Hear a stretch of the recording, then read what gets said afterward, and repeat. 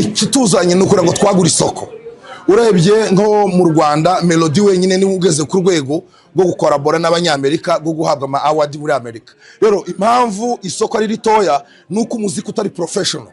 We want to make the music professional, no tubigire career ibe career ku buryo ushobora ubundi muri Amerika wapurika n'akazi ukereka impamya bumenyi yaho wize umuziki. Naho hangaha umuntu acuranga mu mutwe wiwe.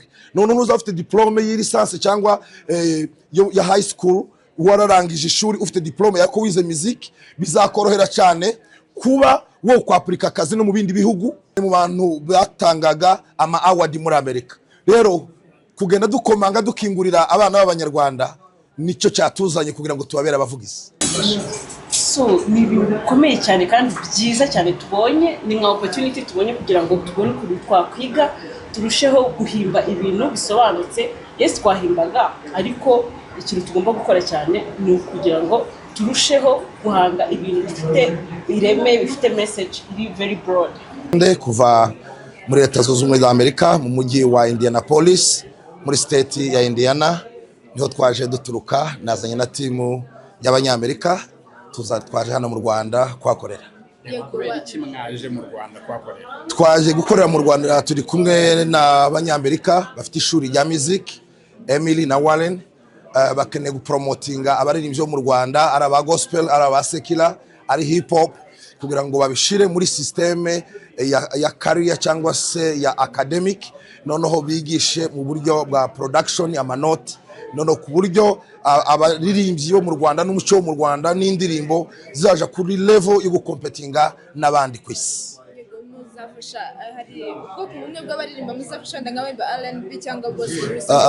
Twe twigisha abantu bose, umuntu ukeneye kwiga muziki. Rero nyuma yo kurangiza kwiga muziki niwe uhitamo career uzafata, nabo uzaja muri hip hop, nabo uzaja muri gospel, nabo uzaja muri R&B, ucu uzashaka niwe uzabijyamo. Umwihariko w'iri shuri ni uwuhe? Twari dufite ishuri ry'umuziki ryo ku Nyundo n'andi mashuri gutyo agerageza. Umwihariko w'iri shuri ni uwuhe? Ubundi rizatwara ingengo y'imari ingana gute? Kurigamo bizasaba iki? Icyambere turashaka kugira ngo tuzakorana na leta twubaka ishuri. Icya kabiri tuzazana curriculum yo kwigisha abanyeshuri. Icya gatatu tuzagaragaza gufasha abanyeshuri tuborohereze kubona amaburse yo kwiga kuri iryo shuri. Intego ntabwo ari kumekinga amafaranga, intego no gusupportinga Abanyarwanda. Yego, umuntu yabarimo akurikirana amakuru gute kugeza igishuri rizatangirira? Twahamagaye abaririmbyi n'abasore benshi batoya, tuzakorana group email na WhatsApp, so tukomeza tuganira nabo ko turashaka kubaka ishuri, ariko natanda ko twubaka turakodesha ahantu office hano, tuzakomeza gukorana n'Abanyarwanda dushiremo abakozi bakomeza bakurikirana akazuko kakagenda batanga n'amakuru no mu binyamakuru. Umunsi ishuri rizafungura ku mugaragaro tuzabamenyesha, bidahindutse mu kwa karindwi umwaka utaha abanyeshuri bazatangira kwiga. Ari abahanzi nyarwanda bavuga ngo n'ubundi umuziki se kutatunga umuntu ko nta kintu urimo twinjiriza kubera isoko ari ritoya. Mwebwe muzakora iki cyangwa muzanye igisubizo cy'icyo kibazo cye? Ikituzanye nuko ngo twagura isoko.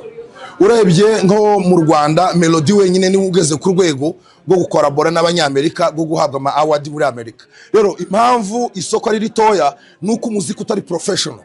We want to make the music professional, no tubigire career ibe career ku buryo ushobora ubundi muri Amerika wapurika n'akazi ukereka impamya bumenyi yaho wize umuziki. Naho hangaha umuntu acuranga mu mutwe wiwe. None uzafite diplome y'lisansi cyangwa ya high school, wararangije ishuri ufite diplome yako wize muziki, bizakorohera cyane kuba wo kwapurika akazi no mu bindi bihugu, wosaba korabo n'abandi mu bindi bihugu, kuko uri mu professional. Naho iyo uvuga gusa ngo nararirimbye indirimbo yawe itakunzwe nta kintu kibyerekana, ukomeza kuba loko.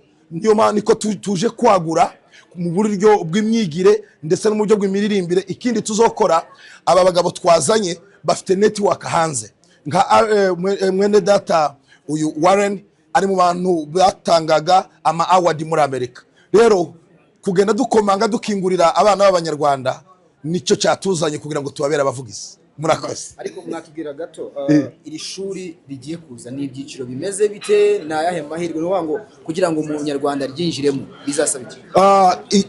Intego dufite tuzahera muri primaire abana batoya, tugende tuzamuka muri secondaire, tugeze muri college, gahunda dufite nuko tuzubaka curriculum yo gutangira twigisha abana. Urebye nk'impamvu abanyafurika dukora ibintu tuburikora mu mutwe, ntago tubishira muri academic.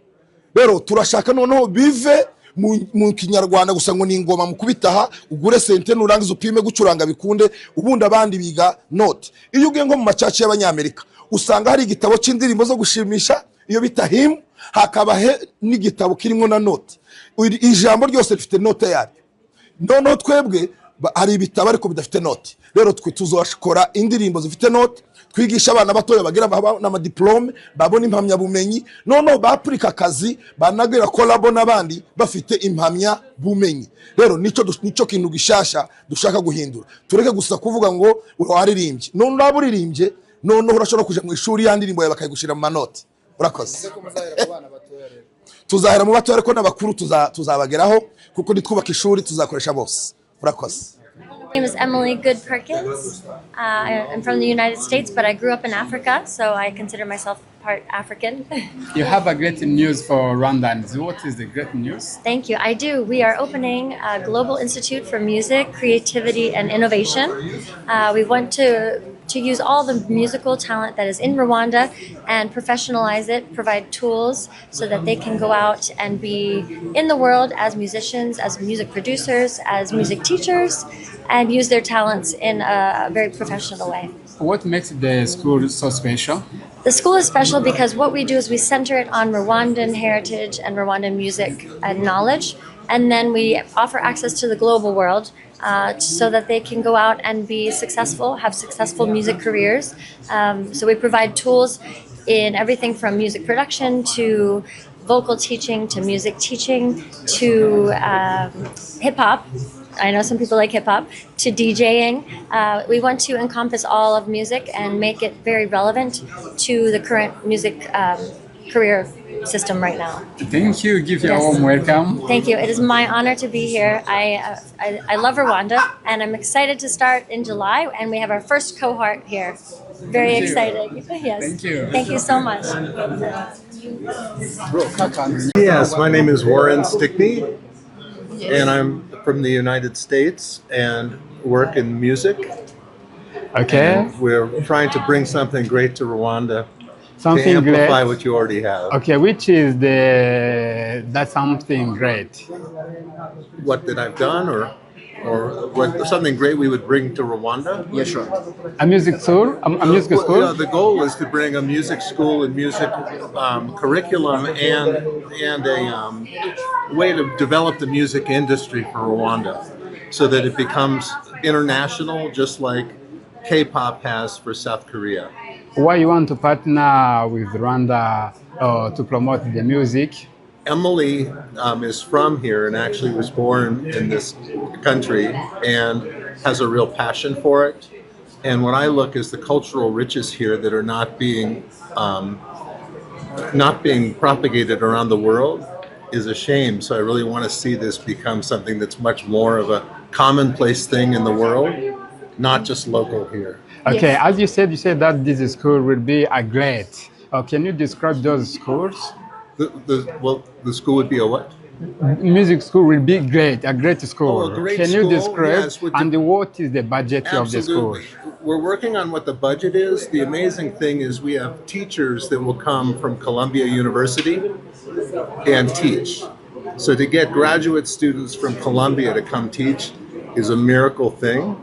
And the excitement is that to bring that here, we can really have the most first-class music school in the world developed here in Rwanda. What is your role, or what are you going to help in this idea?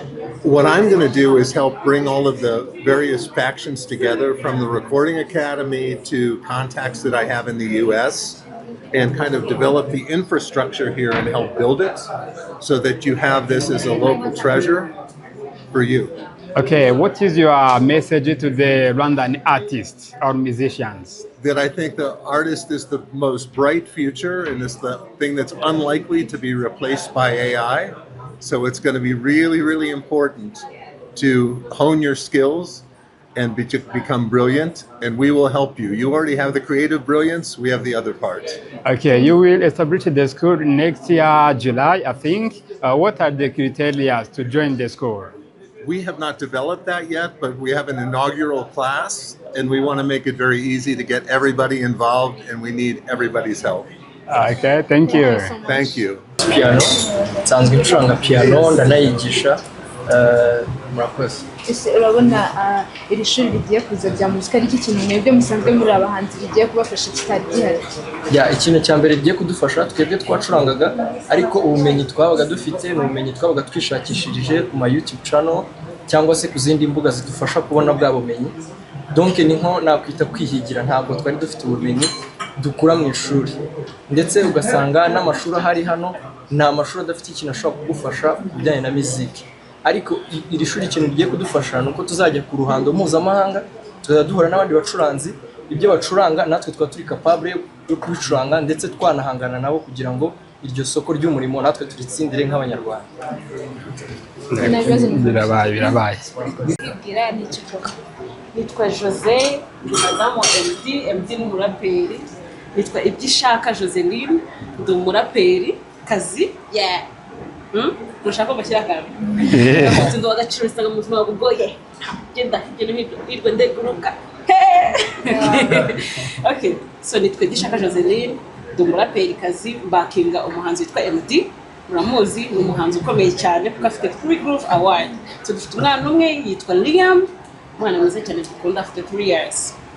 Ni iki kintu iri shuri rigiye kubafasha mu bw'inama musanzwe muhanga, ariko mudafite ahantu mukuru ubumenyi noneho kuri.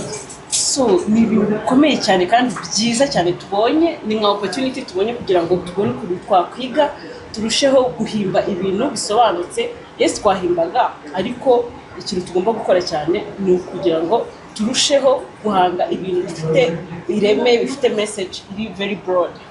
Ntabwo ni iyihe nama wagira nk'abahanzi bakiri hanze batamenya amakuru y'iri shuri kandi bafite iyo mana ko badafite ahantu bayakurikira?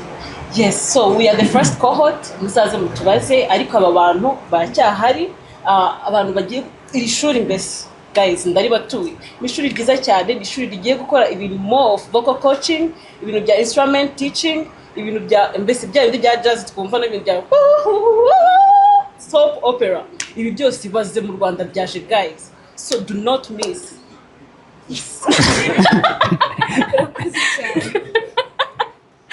Munyemere duhe Pastor David amashimesh. Allow me that we should applaud Pastor David. Pastor David is a very good organized guy. Pastor David ni umuntu ufite gahunda cyane.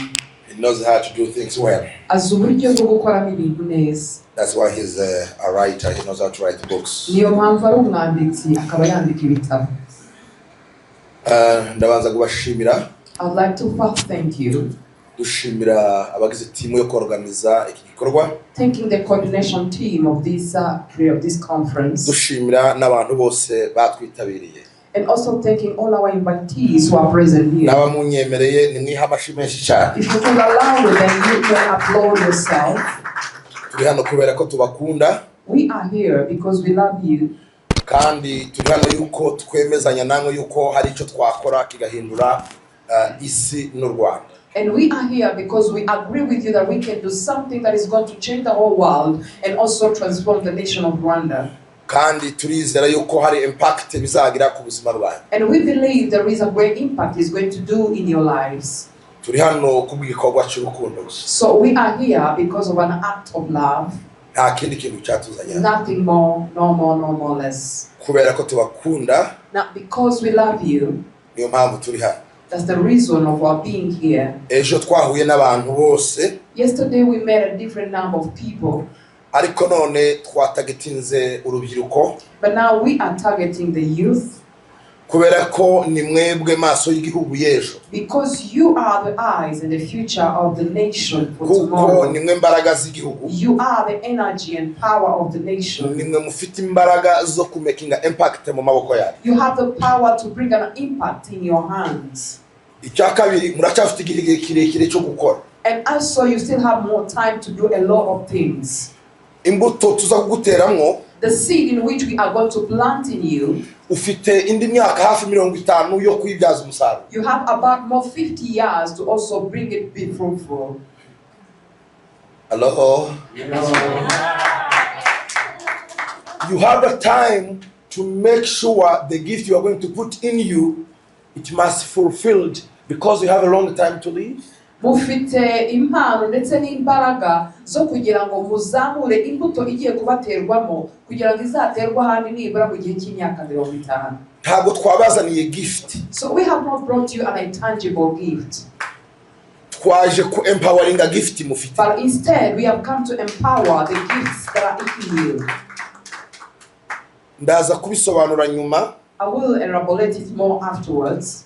Ariko icyo nshaka kubabwira nuko icyo ufite twaje kukimenaho amazi kugira ngo gikure. But I would like to emphasize that I've come to water what you have, that it should grow up and mushroom. Iyo wateye igiti, now once you plant a tree, cyangwa ugatera imbuto or runaka, you plant a certain seed, uzuyimenaho amazi. you always have to water it. Ukayishiraho icyo bita mu gifaransa engrais chimique cyangwa se chemicals atuma ikura. And then you put some chemicals for it to grow up quickly. Twaje gushira hamazi ku mpano ufite mu giswahili bayitereze ni kuchoche ya karama. Twaje kugira ngo impano ufite tugufashe kuyizamura kugira ngo ikure igaragare. So we are also here that we should water the gift that you have, that gift should be fruitful and also grow rapidly to have impact to other people. Main message y'uno munsi. That is the main message of this day's conference. We are here to empower you. Turi hano kugira ngo twongere kubazamura tubasubize n'imbaraga. We are here to make you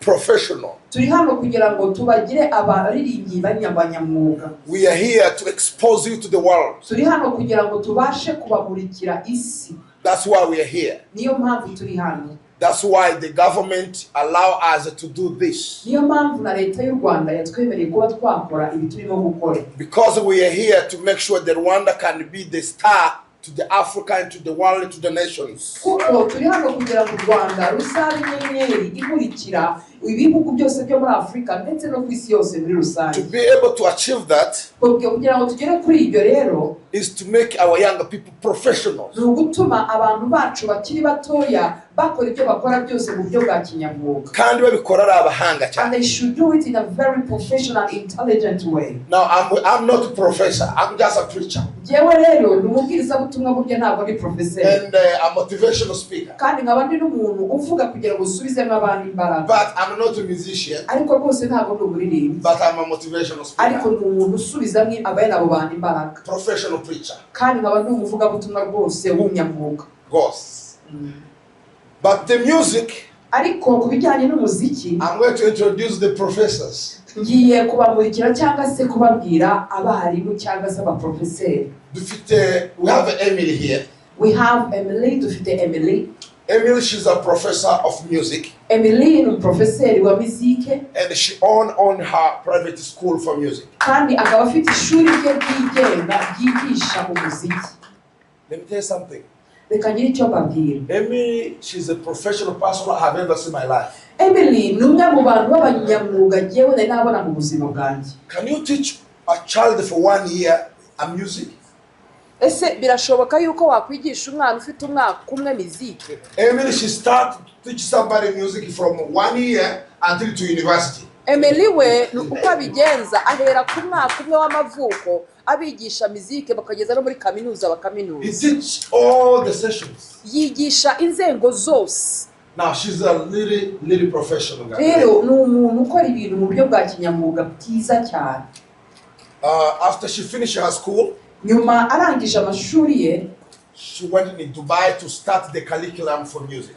Yagiye Dubai kugira ngo atangize gahunda yo gufasha kwigisha muziki. Then she built the curriculum there. Noneho iyo mfashanyigisho arayikora arayitunganya neza until the king of Dubai give her the award. Kugeza ubwo umwami wa Dubai ubwe yamwereye igihembo gikomeye. Then she received another invitation to go to start that program in Saudi Arabia. Nuko yakira ubundi butumire bujya kugira ngo ajye gukomeza kwigisha ibyo bintu muri Saudi Arabia. During that time I get lucky. Now she told me. Muri icyo gihe rero nibwo nanjye nahuye nawe arabinganiriza. Then she told me how she has a passion for Africa. arambwira ati jyewe ubundi umutima wanjye wose uri muri Afurika. And I told her, now we need to go in Rwanda. Ko nanjye ndamubwira nti rero tugomba kumanuka tukajya mu Rwanda. Now she closed that chapter to go to Saudi Arabia. Ibyo byose byo kujya muri Saudi Arabia arabyihorera tuboneza inama. Now we are here. Ubu turi hano.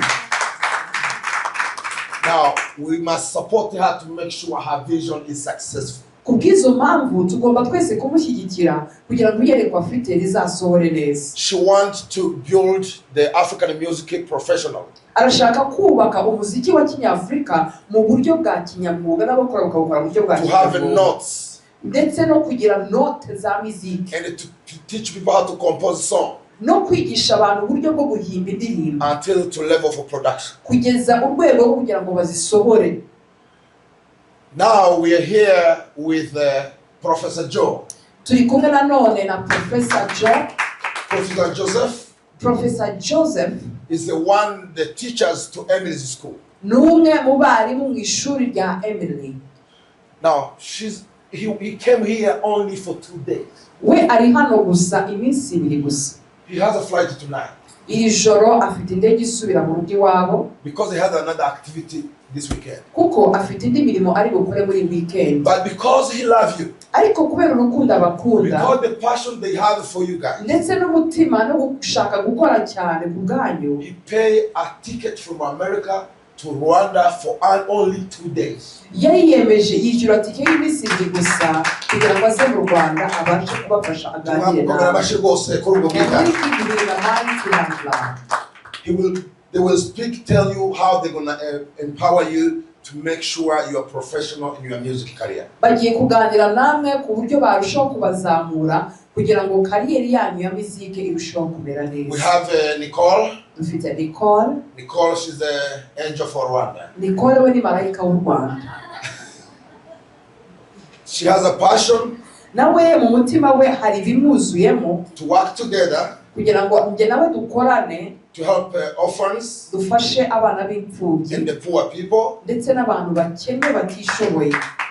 We are going to build the houses. Tugiye kubaka amazu. And put the poor people in that house. Muri ayo mazu tuzagenda dushyiramo abantu batishoboye n'abakene. And we add more children in that family. No, uwo muryango tuhe abana b'imfubyi bashobore kuwurera. That's our goal. Iyo niyo gahunda dufite niyo ntego dufite. Let me tell you something Nicole told me. Reka mbabwire ikintu Nicole yambwiye. I was thinking like African guy, we can build our average house, akazungire k'ibyongo tukazingazinga tugashyiremo mu. Jye nk'umunyafurika nitekerezaga mu buryo buciriritse nkumva tuzubaka akazu rwose kagondagonze kaciriritse nyine ka make tukagashyira aho ngaho abantu bakakaba. Arambwira ngo ntabwo ari uwo mushinga tugomba gukora. We arambwira ati oh yeah, that's not the project I'm thinking about. Tuzubaka inzu nziza. We are going to build a beautiful house. Irimo amazi n'umuriro na toilet. That is equipped with water and also with all the required. And also build roads for them. We are going to build a very beautiful village for these people. It will also have lighting all over. Can you please applaud her? So Nicole has a good plan for this nation, isn't it? She has good plans for this nation. So now we are going to build a whole village. And it's going to be called Umudugudu w'Ubuntu.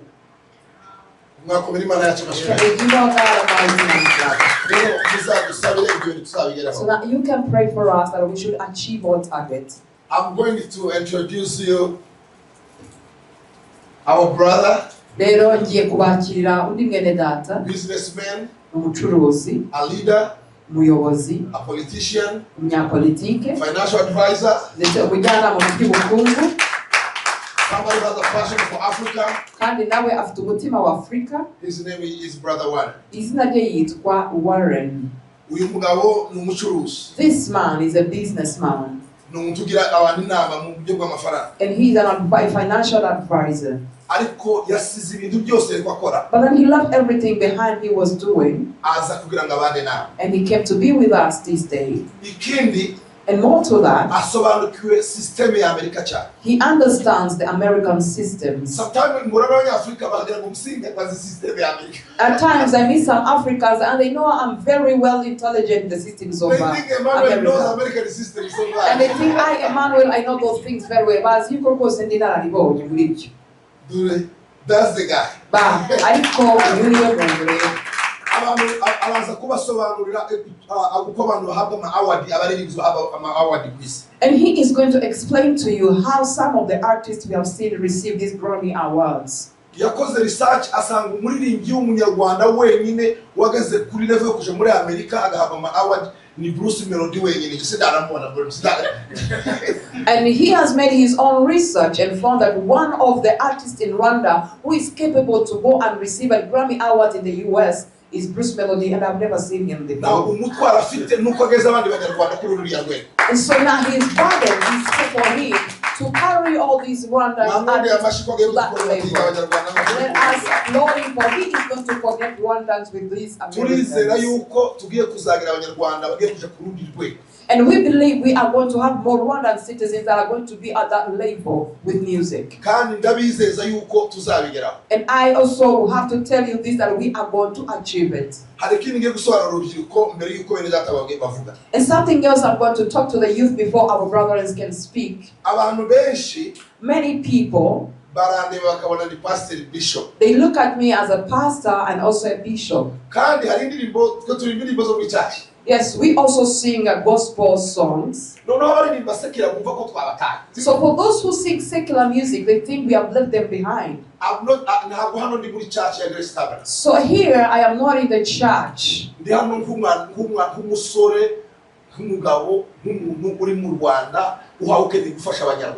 I am here as a person, as a man, and as a person who wants to help Rwandan people. So any kind of song you may be singing, we are here to support you. I am not this kind of religious person that you can keep me in one box.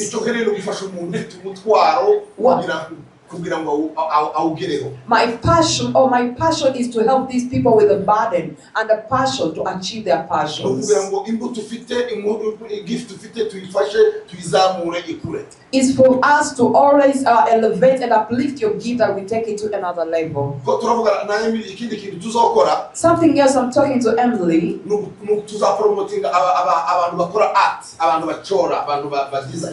We are also going to promote artisans, the people who can design. Once we come back for another season, we are going to make the artisans, the designers, and also have to connect them with the people in the youth. You are most welcome. Let's applaud her.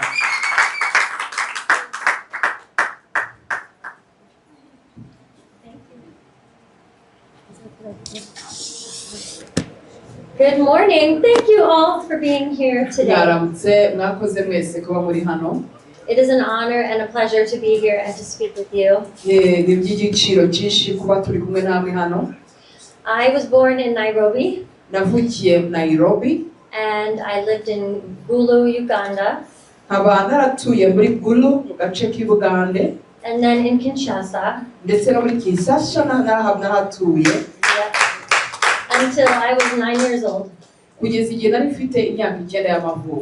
So I was old enough that this was very, very important to me and my identity.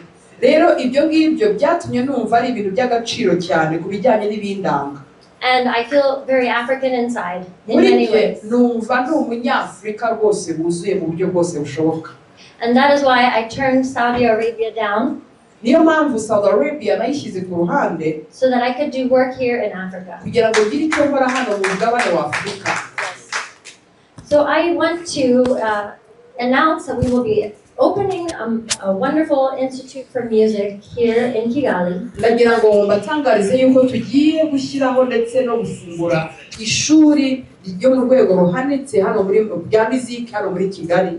I went to Columbia University for my doctorate and my master's in the United States. Nigiye muri Columbia University mu cyiciro gihanitse cya kaminuza ndetse n'icyiciro cya kabiri cya kaminuza niho nabyigiye. I also have 2 degrees in music performance. nkaba nanone mfite impamyabushobozi za kaminuza z'icyiciro cya mbere muri muzike ndetse no kubyina. So what I can do for this institute is to make it the top of the top. I think Rwanda deserves it. Icyo nakorera rero iri shuri tugiye gutangira ni uko nabishyira ku rwego ruhanitse kandi baza yuko igihugu cy'u Rwanda kibikwiriye. Because I know the talent is here and I want to provide opportunities and tools. Kubera ko nzi neza impano dufite aha ngaha, nagira ngo rero ntange bimwe mu bikoresho bizakoreshwa kugira ngo izo mpano zizamuke. For all of you talented musicians, mwebwe mwese abanyamuziki cyangwa se abaririmbyi mufite izo mpano zitandukanye, to go out into the world and be what you can be. Kugira ngo mujye hano ku isi mushobore kuba ikintu cyose mwifuza kuba cyo. To be the best that you can be. Kandi mukaba abantu beza bashoboka abo mwifuza kubaho ndetse n'ibyo mushaka kugeraho byose. And so at this institute we will be using traditional music as well as global music, but it's centered on Rwandan culture. Muri iri shuri tuzaba twigisha iki? Tuzaba twigisha imizike ya gakondo, ariko nanone dukore no ku yindi mizike yo ku isi hatandukanye, ariko nitugera mu Rwanda tuzibanda cyane ku ndirimbo gakondo n'imbyino gakondo zabo. We will be offering music production, we will be offering music creation, so composition and songwriting. Ikindi tuzaba dukora tuzajya twibanda uburyo indirimbo ihimbwa, uburyo indirimbo isohoka ndetse n'uburyo indirimbo ikorwamo. I believe that Africa is the future of the world. Nizera neza yuko Afrika ari ejo hazaza y'isi yose. Because of all the culture, the creativity, and the innovation that happens here on a daily basis. Kubera umuco ndetse n'uduhango dushya n'umwihariko mugira muri Afrika. And it's very important because artificial intelligence right now is replacing science and math and other things, but it will never replace music. Kandi noneho hari ikindi kintu kirimo kuzamuka imbaraga cyitwa artificial intelligence cyangwa ubumenyi bwa muntu. Ubwo ngubwo burimo kuzamuka imbaraga kugira ngo burusheho gufata ibindi bintu byose ubishyire munsi yabyo. Ariko ikinejeje nuko kuri muzike byo bitazashoboka. And I just read an article where they said the creative economy, so music economy, is one of the world's fastest growing sectors. And right now, Africa is only 2.9% of their exports are in this economy. Hanyuma hari ingingo naje gusomaho ivuga yuko kimwe mu bintu birimo kuzamuka mu bukungu cyane muzike irimo. Hanyuma twaza muri Afrika tugasanga 2.9% aribyo bashobora kohereza mu bindi bihugu mu bikorwa biturutse kuri muzike. And this provides an amazing opportunity for all of you because you have the talent. Kandi ibyo bitanga amahirwe menshi kandi atangaje kubera ko impano zo murazifite. To create, innovate, and to show the world your talent, your music, your culture. Kugira ngo muhange, muvumbure ndetse mureme n'udushya kandi mwerekane umuco wanyu ku isi hose. And in order to do this, we just need more spaces where we can grow the talent and teach certain skills and tools that will help you to go out there and be as famous as you should be. Ibyo rero kugira ngo tubigereho nuko tuzakenera ahantu hagari hagutse kugira ngo ibyo bikorwa byose bijyanye n'ibyo twifuza kugeraho bizabone aho bikorerwa ndetse n'umuco wa Kinyafrika urusheho kwisanzura mu gukorwa. And because I grew up in the Congo, I love Congolese music, I love Congolese clothing. So the important thing about the Institute is that it is centered on African knowledge and African music, African systems. Njyewe kuko nakuriye muri Congo cyangwa se muri leta muri Congo nkunda muzike y'abanyakongo, nkunda imyambarire yabo, nkunda umuco wabo. Rero iryo shuri rizaba ryibanze cyane ku muco wa Kinyafrika. So while we center it on African knowledge, we also open up the knowledge. We teach about music from all over the world and ways of making music from other places. Rero nubwo tuzaba twibanze cyane ku muco wa Kinyafrika, ariko ntabwo bizatubuza kugira ngo dukore no ku yindi mico n'uburyo bakoramo muzike yabo kugira ngo nabyo tubashe kubyifashisha. And as Pastor Musinga said, our goal is to professionalize, to provide tools where you can notate music, you can create music in a way that is very easy and is very stepwise. My colleague will speak about that. So the goal for our institute, which we hope to open in July, is open to anyone who wants to be further their musicianship. We have, sorry. Can we go again? hanyuma nk'uko Pastor Musinga yavuze ngo turashaka kugira ngo dufate muzike n'abayikora babikore mu buryo bwa kinyamwuga tuyishyire ku rundi rwego rwiza, kandi noneho iryo shuri tuzafungura cyangwa se rizakingura amarembo yaryo mu kwezi kwa karindwi, ibyo byose bizaba bikubiyemo. At our school, we will have a music production studio. Rero muri iryo shuri tuzaba dufite studio basoreramo indirimbo. We will have teacher education. We will teach teachers how to be teachers, music teachers. Tuzigisha abarimu kuba abarimu ba music. We will have instrument teaching. Tuzigisha uburyo bwo gucuranga, gukoresha ibyuma bya music. Music production and DJ. Ndetse no kuba abayobora muzike ndetse n'abasusurutsa abandi twita aba DJ nabo bose tuzatubibigisha. Many opportunities. And n'amahirwe menshi atandukanye azaba arimo. Thank you. The Minister of Education here in Rwanda is very supportive, and she has asked me. Hanyuma Minisiteri y'Uburezi hano mu Rwanda nayo irabishyigikiye cyane, bakaba baransabye ibi bikurikira.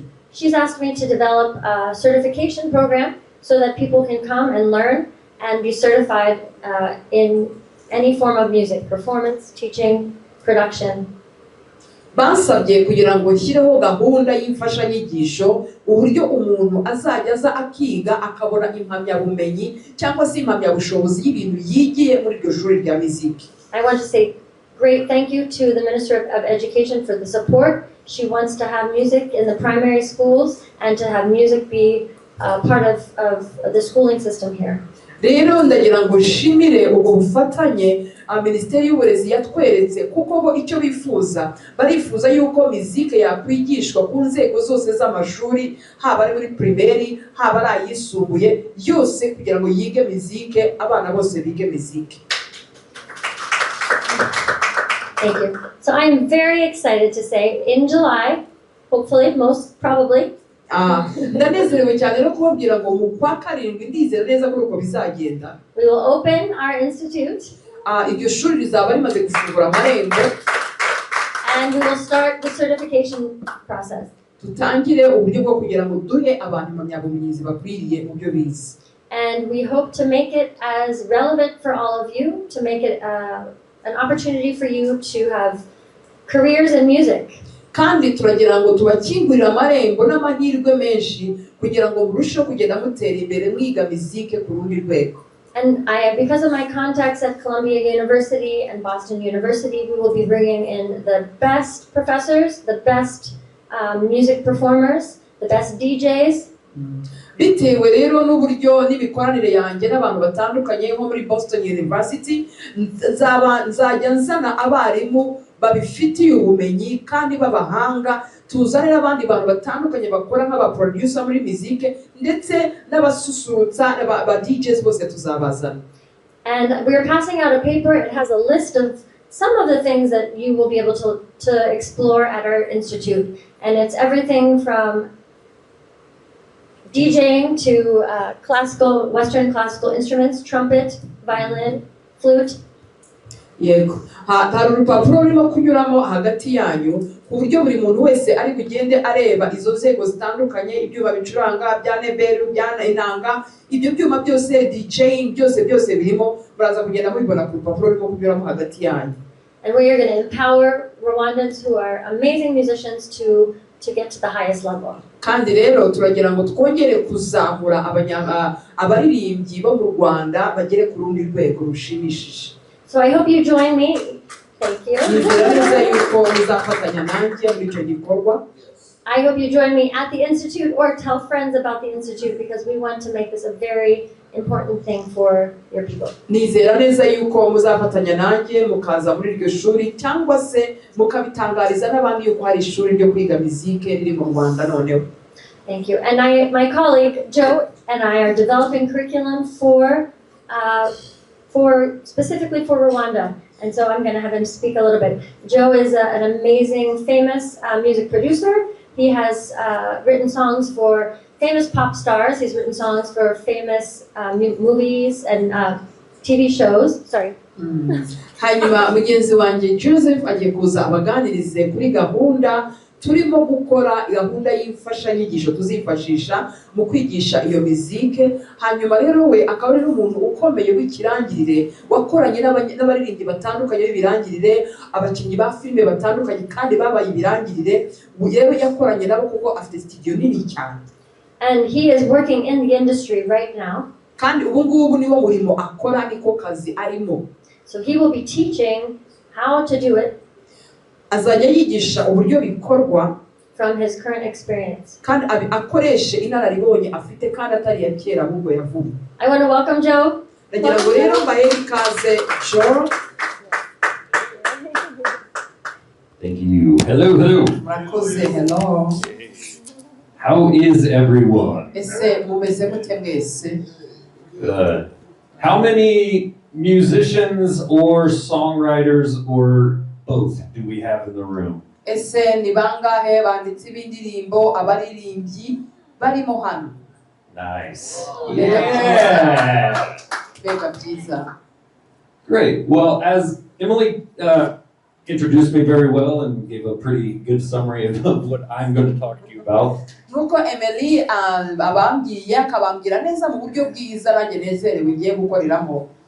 So, like you said, I am a little bit about me. I'm a Billboard charting songwriter and a voting member of the Recording Academy, which is the organization that awards the Grammy Awards.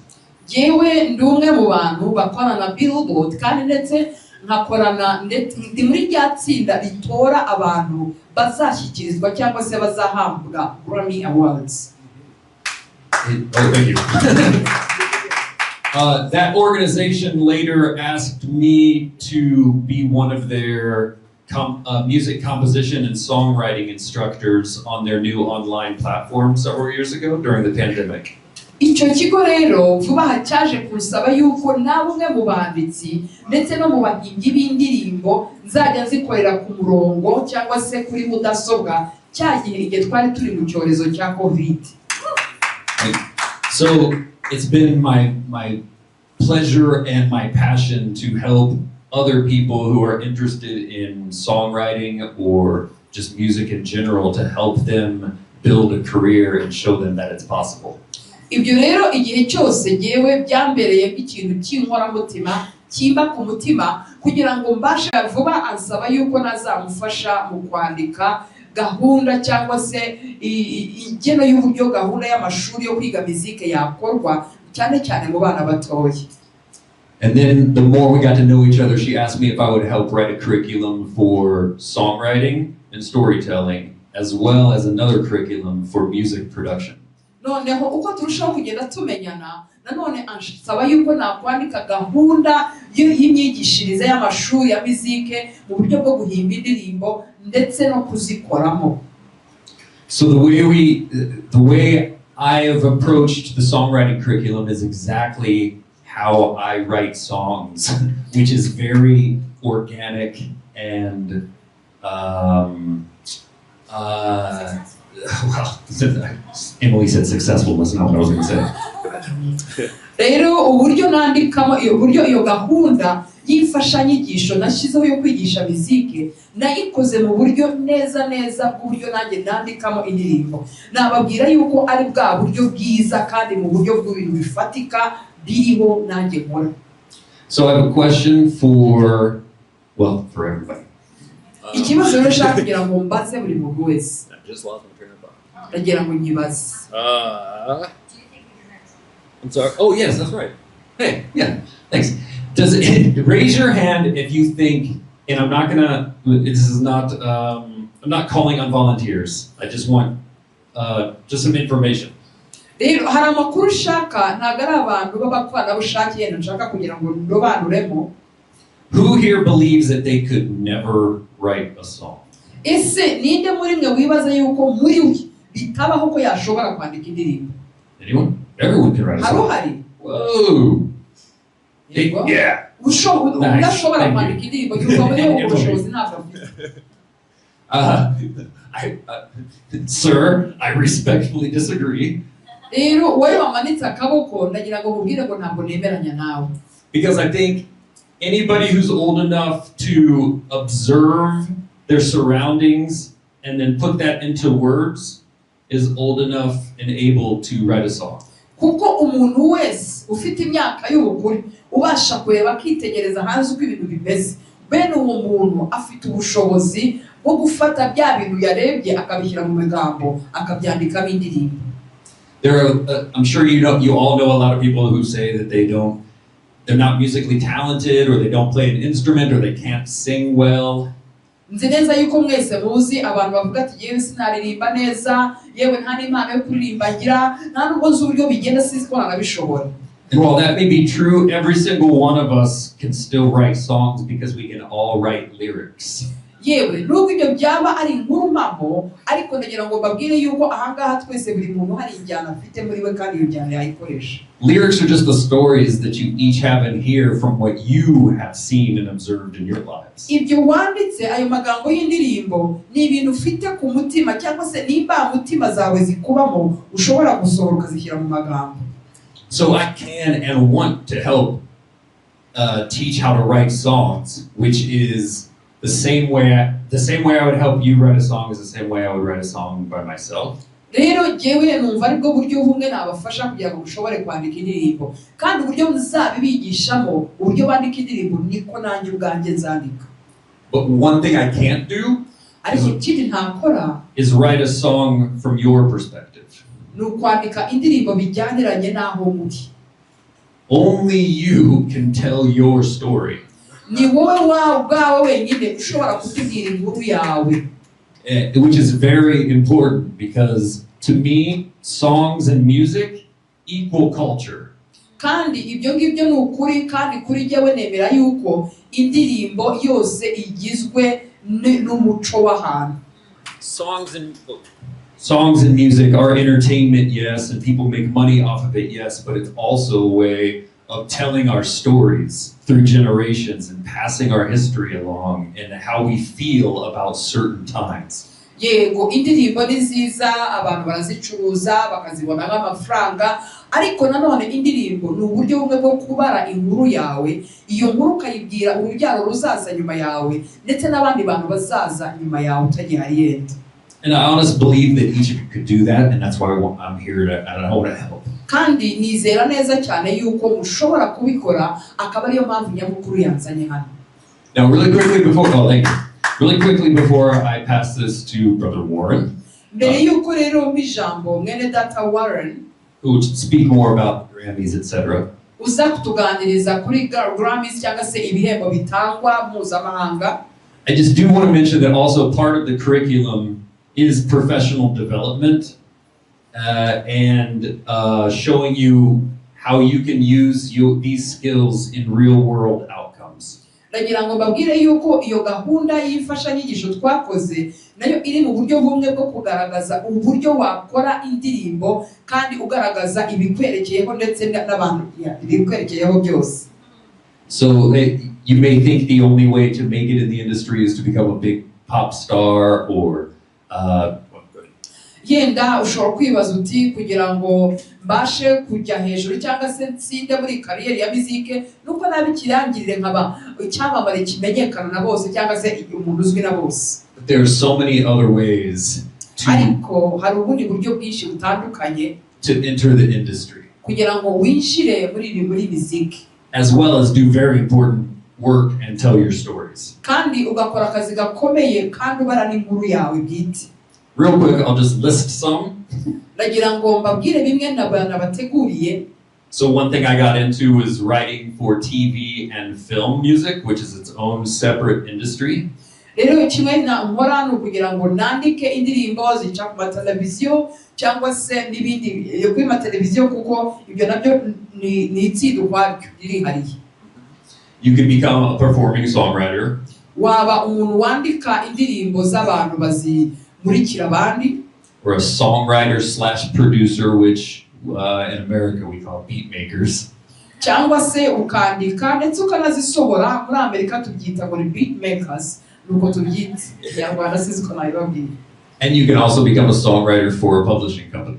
cyangwa se ukaba umwanditsi w'indirimbo w'ikigo kizisohora.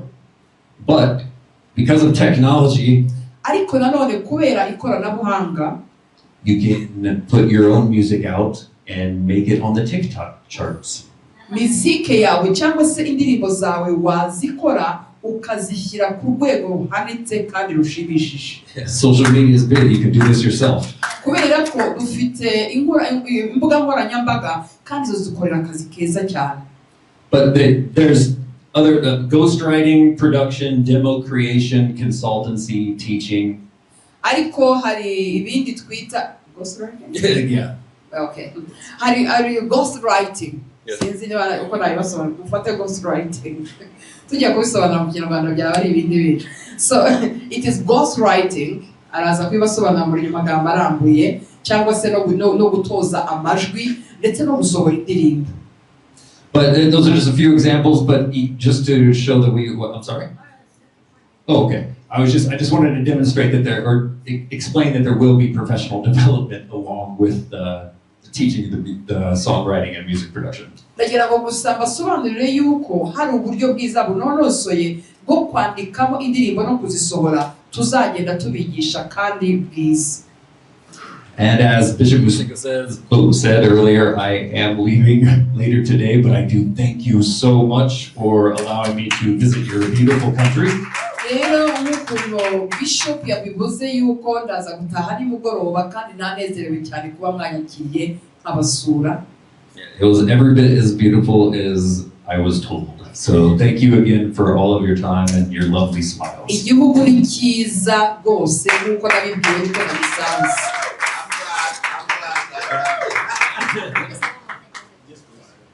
Sorry, just to finish up the part about the institute and the curriculum. Noneho reka nsoreze kuri gahunda y'imyigishirize cyangwa se n'ishuri tugiye gukora. I think it's very important for me to hear from you what you would like to see in an institute. Nagira ngo namwe mugire icyo mumbwira bimwe mu bintu mwifuza kubona muri iryo shuri. And so that's why we've passed out these papers for you to fill out. Niyo mpamvu twabahaye izo mpapuro kugira ngo mugende mudusubiza icyo mwifuza ko twashyiramo.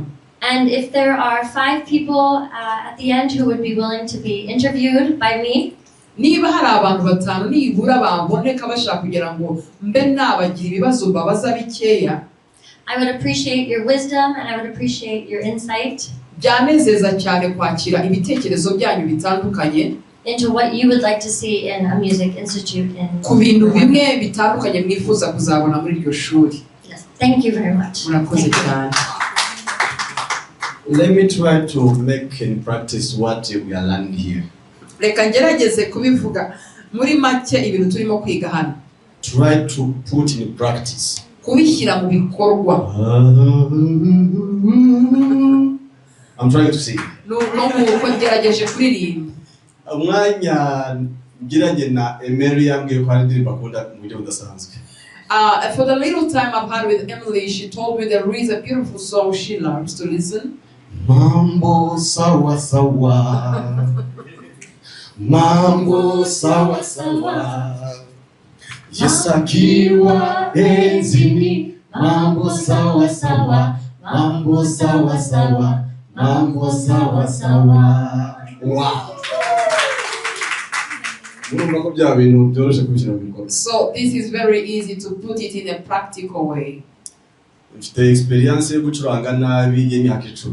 I have a bad experience of playing the guitar. About 10 years. Because I never had the chance to have the school to teach me. All 10 years I'm just playing one note, one key. So I have failed to get a school to teach me and train me. So I miss to see and I long to see that school. And I have got the school.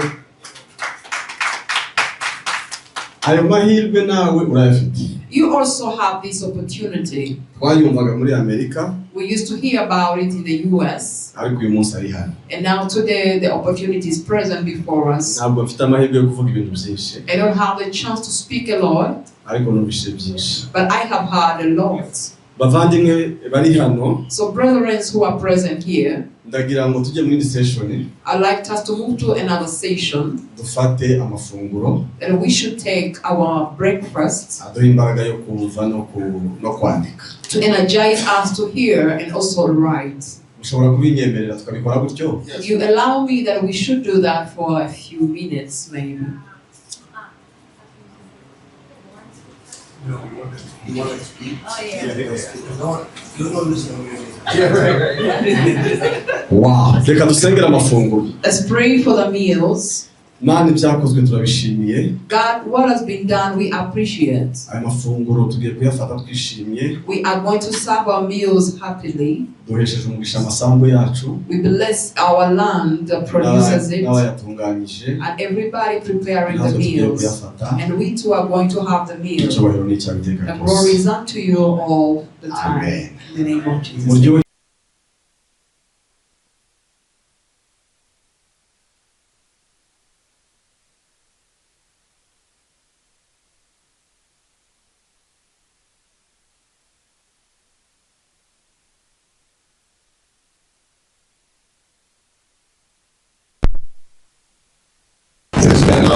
Star.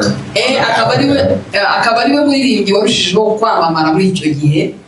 With not only multiple Grammys, adafite Grammys cyangwa se ibihembo byinshi, but this year she will be inducted into the Rock and Roll Hall of Fame. ariko muri uyu mwaka azagira icyo gihembo cyo kwamamara muri urwo rwego rwa Grammy Awards. And what we would like to see is a whole series of artists kandi icyo dushaka kubona nuko dushaka kubona abaririmbyi batandukanye benshi mu ngeri nyinshi connected with all of you, ndetse namwe mubashamikiyeho bagiye bafatanya namwe, also making it to the Hall of Fame. nabo bagenda bazamuka bagera kuri urwo rwego. So just like South Korea has K-pop, nk'uko South Korea ifite hip hop, we need an R-pop. nanone dukeneye abafite hip hop mu Rwanda. So thank you all, rero namwe murakoze, and we are here to help you. kandi turi hano kugira ngo tubafashe kuzamuka.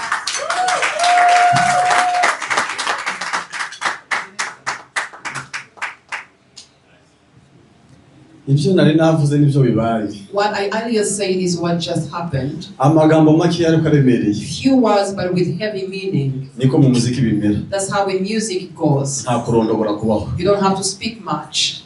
Reka nakire Bishop Musinga. Allow me to receive again Bishop Musinga.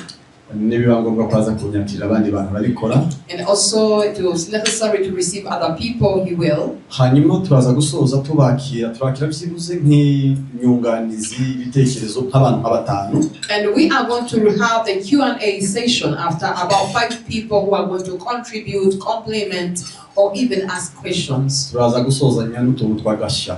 And also we are going to conclude with something we are not used to us. Gusa birimo kubera hano mu Rwanda muri iki cyumba. But what is taking place in Rwanda in this conference room? Babyita muri innovation. It is called innovation. No guhanga. It is called innovation. No kuvumbura ibintu byari mu mitima yacu. It is innovating and bringing out what has been in our hearts. Bikajya hagaragara. And then it is exposed. Nta kintu cyiza kibaho nko kuba mu bintu bitangira. There is nothing good like being a pioneer in something that is just starting. Now you are all initiators of this project. Am I right? Yes. All the people who have been in this room are all fundamental members who have just started this project. So we thank you, Your Honor. Wow. You are welcome, sir. Because join us.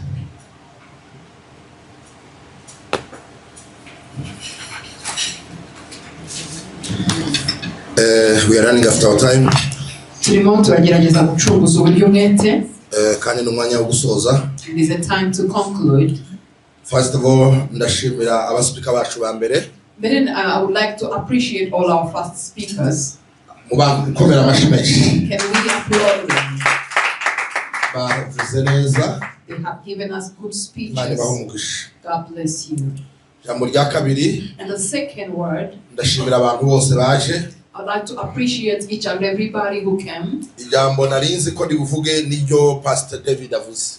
What I wanted to speak earlier is what Pastor David just spoke. naringize gusa ngo mbabwire gatoya kuri innovation.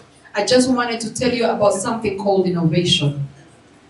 ijambo rya mbere, innovation ntabwo ihera hanze. First thing is that you don't start innovation from outside. utangira wewe guhinduka. You start by yourself being transformed. ugahinduka. You being transformed. ukagira iyerekwa. And have a vision. ugatekereza. And think. abantu bose baje hano, all the people who came here, ndabaha gift y'iki gitabo. I'll give you a gift of this book. cyitwa ngo urufunguzo rw'iyerekwa. It is called the key to a vision. nacyanditse mu rurimi rwacu. I wrote it in our local language. ukeneye icyongereza biri kuri Amazon, nanditse ikindi gitabo cyitwa ni Dream Giver. If you need another book called The Dream Giver, is on Amazon. icyo kiri mu cyongereza. And this is written in English. impamvu nanditse igitabo, The reason of me writing this book, kirimo ubuzima bwanjye, it has my personal life niyerekwa Imana yagiye imparihindura ubuzima bwanjye, and the vision that God gave me to accomplish in my life, nuko nagiye nkora cyane ubuzima bwanjye burahinduka. and how I worked hard for my life to be transformed. mwese abasore bari aha nari umukene mwese kubarusha. All young men who are here, I was so poor more than anyone else. naryaga ibijumba tukabirira ku kwezi twabuza ya bushi. I eat sweet potatoes when we could not even have a candle in our house. hano mu Rwanda nayituye hariya hakurya ugeze mu Rwampara ukambuka hariya haje Butamwa. In Rwanda, I used to stay in Butamwa district, the Butamwa sector. hari ugeze ku Kivugiza ukambuka hakurya hari ku murenge wa Rugarama. Chivugiza sector, then you go to Rugarama sector up to nahaririwe n'inzara nyinshi cyane. I felt a lot of hunger in that nigiye place. Sezike ku ishuri rya segonderi rya Sezike ni Nyamirambo. I went to Sezike Primary School. banyirukanye mu ishuri shuro nyinshi. And they took me out of classes so many times. bigera ku gihe bitera abantu guteretiranya ishuri. To the extent people were tired of me and the government had to intervene and pay for my fees. rero ntabwo nacitse intege. So I wasn't never discouraged. mu gitabo cya Zakariya igice cya 4 umurongo wa 10, in the book of Zechariah chapter 3 verses 10, chapter 4 verses 10, haravuga ngo ntugasuzugure itangiro rito. he said never despise humble beginnings. haravuga ngo bizagera igihe ngo abantu batangare. So the time will come and people are going to be amazed. ugeze igihe ngo ibuye rya Timazi ngo rizaba riri mu maboko ya Zerubabeli. Until when the stone of Timazi will be in the hands of Zerubbabel. ibuye rya Timazi, this stone called Timazi, ni ibuye baconga rigafasha abantu mu nivo yo kubaka. it is a stone that is always sharpened and always help people to build up a foundation. hari igihe utekereza ibintu, At times you think about something, abantu bakabisuzugura ntibakabica amazi. people will despise and never give it value at all. hari igihe ukora ibintu, And times you do things, abantu ntibabyumve. people cannot understand what you're ariko doing. wewe namba ubyumva, But you who understands exactly what you're doing, wewe namba bikurimo, and if you have that passion within you, igihe kizagera the time will come, iyo gift yawe that gift you have within you, ibe ikintu cy'agaciro cyane. it will be a valuable thing to ibuye you. rya Timazi So this stone of Timazi ni ibuye baza baconga is a kind of stone that is sharpened rigafasha abantu kugaragaza ko umurongo uhagaze neza. and will show people to show that the age is on a straight ni line. ikintu kigaragaza ikintu kuba professional. Is something that shows the professionalism of what is being done. hari igihe utangira ibintu At times you start up something bigatangira ari bitoya, and you start it with very humble and ariko tiny, bikarangira ari binini but cyane. it end up big and big and big. bavuga ngo amina. Can we say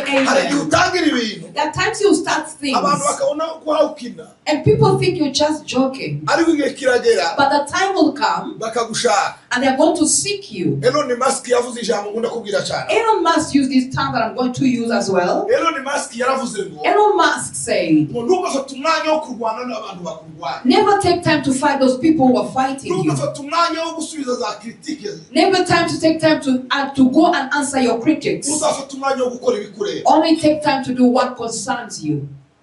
nyuma yabyo And then after all this, bazaba bafite amahitamo abiri they only have only two choices left. Either to follow you and come to you, cyangwa kuguhunga or bakagenda. to leave you alone and free from you. leave me and say, leave me alone, and they will give you peace and do whatever you feel like you're called to be done. So do not accept the outer voices coming to you, coming to tell you what you must. You see, you're coming from a very poor background. Do not see yourself from the background you came from. Just see and see who you are exactly. You are an amazing person. You are a very intelligent person. You are a very great person. You are a very special person. And one of the things that show that it is real is that you have a very different, unique fingerprint from anybody else. You have a very unique blood group from different people. God created you in a very unique way, and that is enough. God was not doing it falsely to create you. So Bill Gates said this statement. He said it's not a curse to be born in a poor family. Not even being foolish to be born in a poor family. But dying poor is ignorance. Hello? Being born in a poor family is not being foolish. But dying poor, you are being foolish. So I request you people who are here, starting from now, get to know you are a great person. The Americans use this term. You are wonderfully, fearfully made. You are wonderfully, fearfully made. So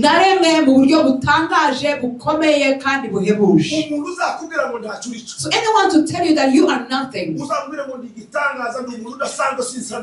them I am amazing, I'm awesome, and I'm very extraordinary person. Yes, I have a bald head, but you don't have any. I am sure that you are tall. You are who you are. So you are who you are.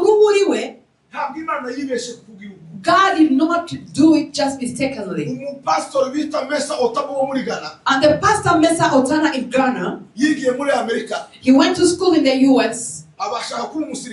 And he became a soldier. And one time God called him to be a pastor and went back to his country in Ghana. And he said this word, and I'm concluding with it. He said our nation is quite poor. But I am thanking God because God brought me back in Ghana, my nation, that I should be one of the people to bring transformation in my nation, Ghana. So I'm also giving thanks to God that you and me, we are here. We should be among the people as many who are going to bring transformation and change the things, and things are going to go on well. The way you see us, God did not mistaken it. This time the president mentioned that I love it so much. I love our president, you know that very well. And I love the words he speaks. He said thunder will never hit in one place twice. Thunder will never hit one place twice. Now, if you have been stricken with poverty, get to one point and also strike poverty in your family. If you have been sleeping hungry, get to the extent and tell hunger that really I'm now full and I've assured you. One billionaire man in the US, he was very poor. And he would put on his stockings until the time they stink. And so he became wealthy. And he said, now to assure poverty that I'm a wealthy man, I will never again put on the second time a stocking. So he could put on one stocking, and then when he goes to the market to buy a stocking, he will buy a big stock of stockings. And he will put on one stocking when they put in the trash. They go to the Goodwill to sell it. So you must purpose in you. And so the problems we have encountered in my family, the problems we encountered in this nation, we must bring transformation. Nobody else is going to bring the transformation. It is you and you alone. So we have this problem that will always hinder development. Let me tell you things that are going to hinder development, that make things not to change. First thing is what? Blaming each other. And then you say, this is the government is cursed. These are people to do it. It's the leader. It's like you're not even responsible, you're just innocent. You fail to go to school or go to work and you say you're hungry. Is the government concerned really? Does the government also have a very wrong beat for your music? Are they the ones who cause your family to become poor? How can you say that? If you sing a song and it does not become popular, that is your failure. Repeat and do something else. Repeat and do another song. Repeat and do another song. Until when? You see Facebook? Well, Facebook, you know, the inventor, you know? Facebook, the one who invented Facebook. And you think Facebook was the first app to be created? It was not the first one. It was not the first. He did other apps that were not even known. So you're going to compose the first song, it will never be known. And the 10th song maybe is going to be popular. Don't give up. So, do not blame other people. And the second word,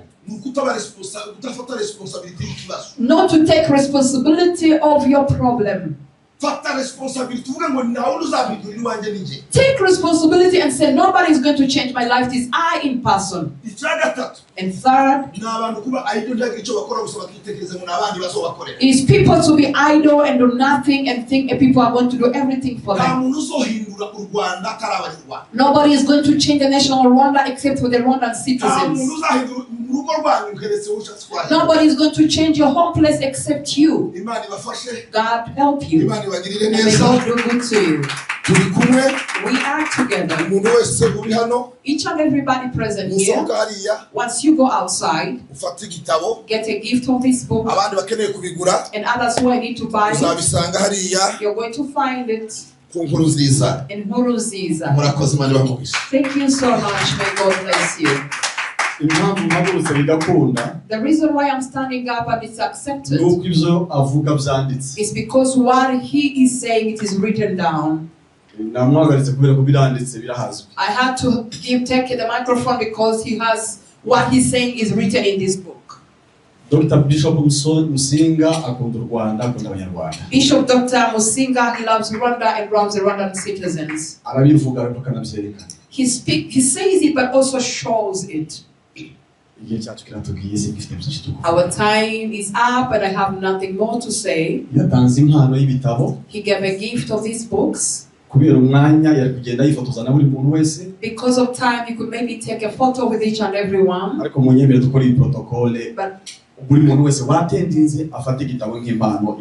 But allow me, each and everybody who attended, to take this book as a gift from Dr. Musinga. But maybe you have not had a chance to embrace each other, but still you have the gift from him. He's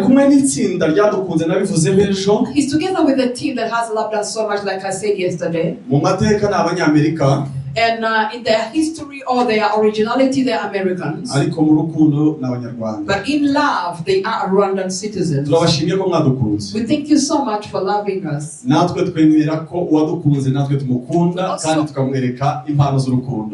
also approve a person who loves us and also give them a gift of love. But before we get to the gifts, I plead with you. But our time is up. Let me at least request 3 people that they may say something. If it is to appreciate, if it is a question, if it's anything you have to say. Let me see where we can select. 1, 2, 3. So you can stand up there. Now, if you see me coming close to you, get to know. Please. Yes. So Okay, mukoresheje umunota umwe. If you can at least use 1 minute each and every one. Yes, murakoze kuduha umwanya.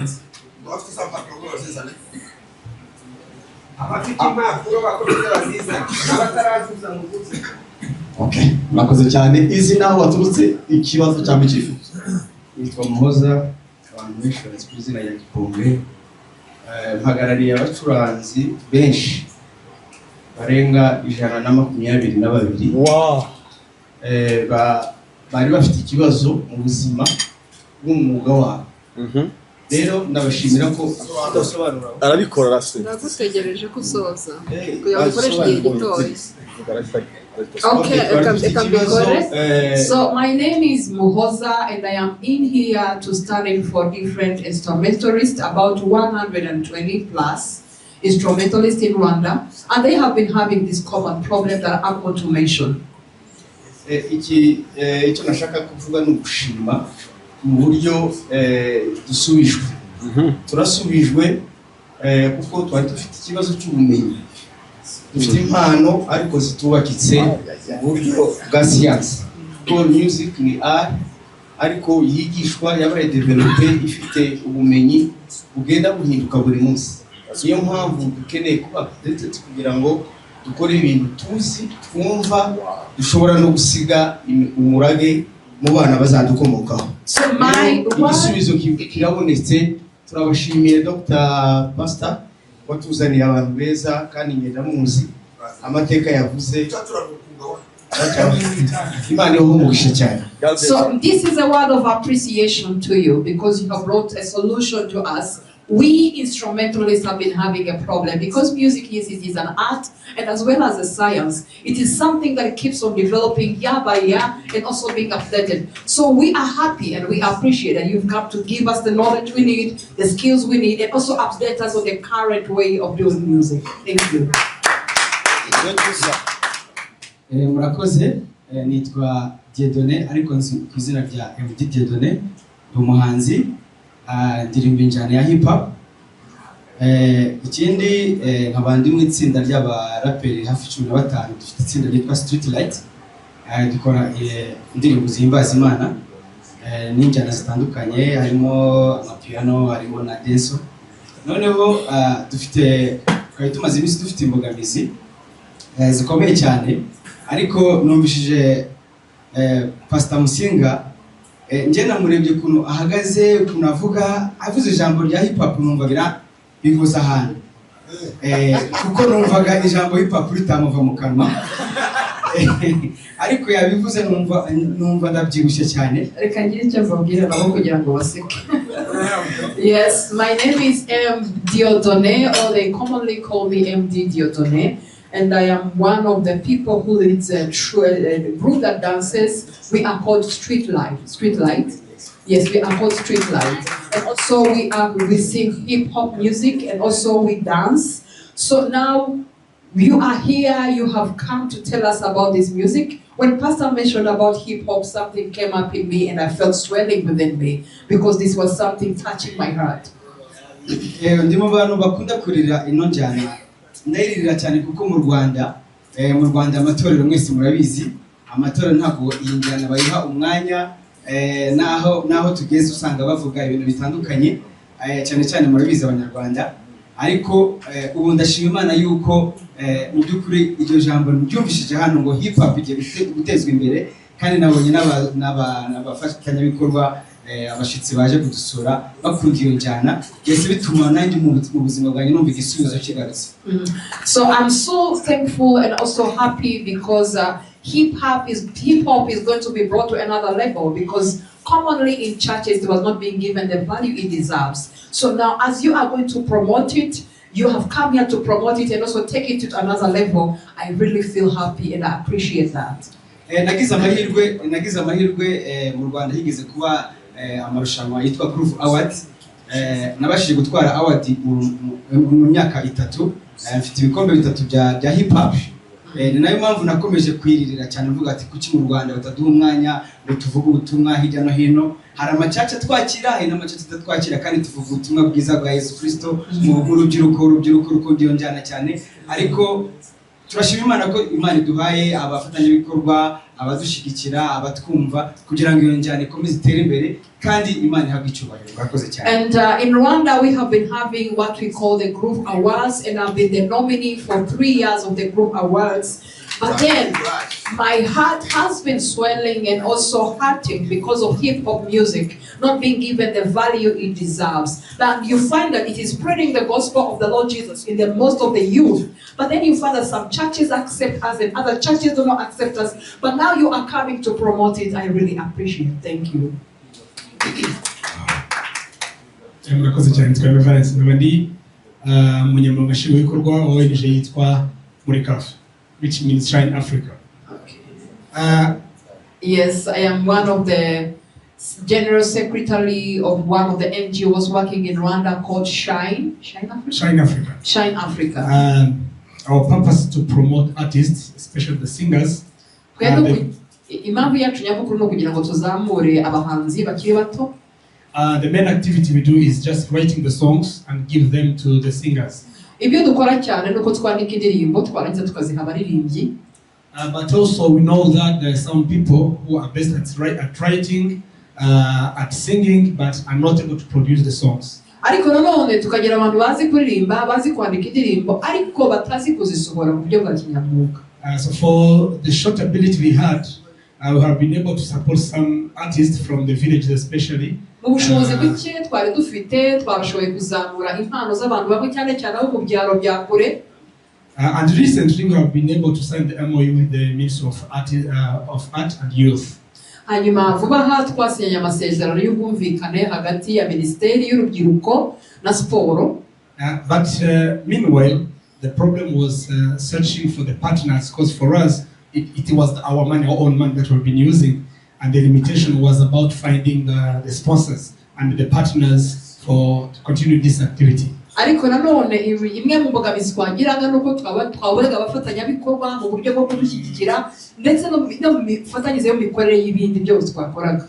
So I would want to thank you so much for your presence, because I think our dream has been responded to. Nagira ngo rero bashimire cyane kuko nibaza neza yuko inzozi zacu noneho zigeze ku musozo zibashe kugerwaho. Thank you so much. Murakoze cyane.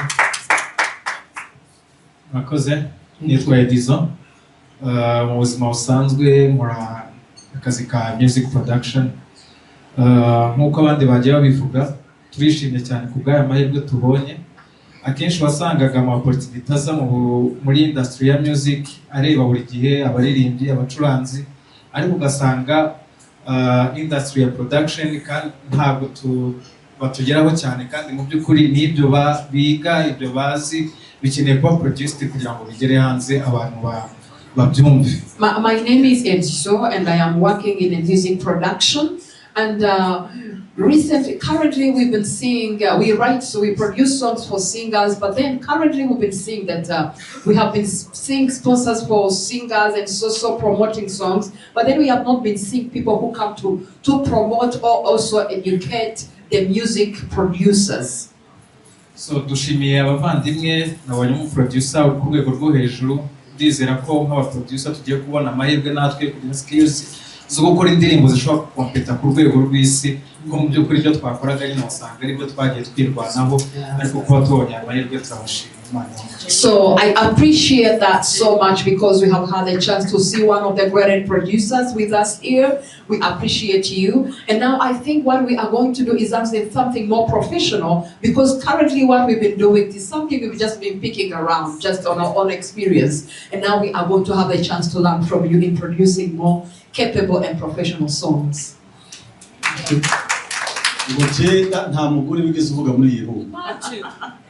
And she is saying no female ever said something here. Yeah.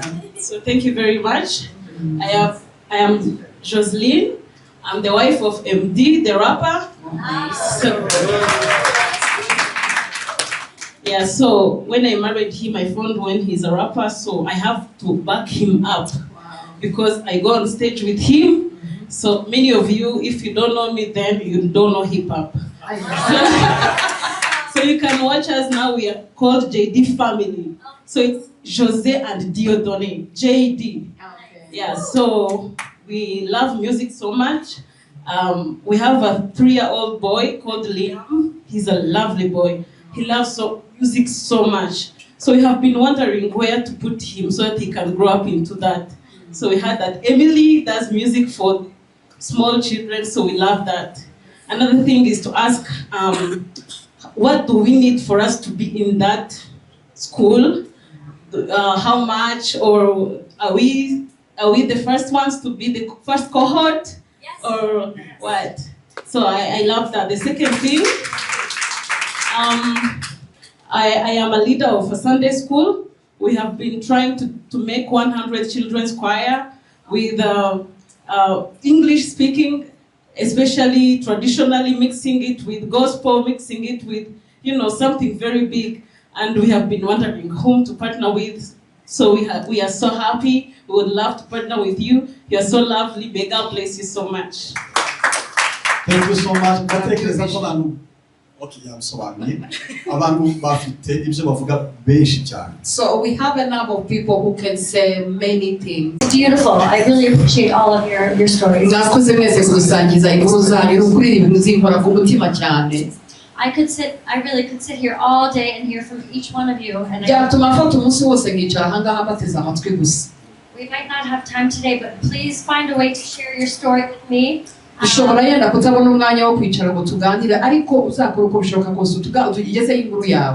WhatsApp or email or anything, I would love to be in contact with you. Yaba kuri WhatsApp, yaba kuri email, nukuri nifuza kugira ngo dukomezanye tuganire kandi turusheho guhuza. And thank you very much. Murakoze you all very cyane. much. Muratwemera dukore group ya WhatsApp? Muremeye ko dukora group ya WhatsApp, sibyo? Okay.